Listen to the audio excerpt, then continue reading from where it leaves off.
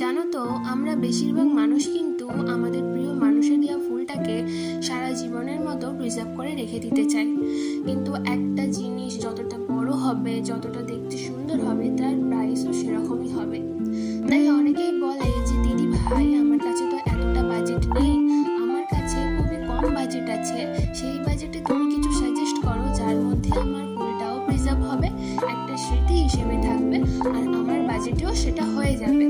তখন আমি সবাইকে এই সেটটাই সাজেস্ট করি, যার মধ্যে ইয়াররিংস, পেন্ডেন্ট, ব্রেসলেট এই তিনটেই রয়েছে। আমার এক বন্ধু তার প্রিয় মানুষের দেওয়া ফুলটাকে আমাকে দিয়ে বলেছিল যে এই কম প্রাইসের মধ্যে কিছু একটা সাজেস্ট করতে, যেটা ভালো কিছু হবে।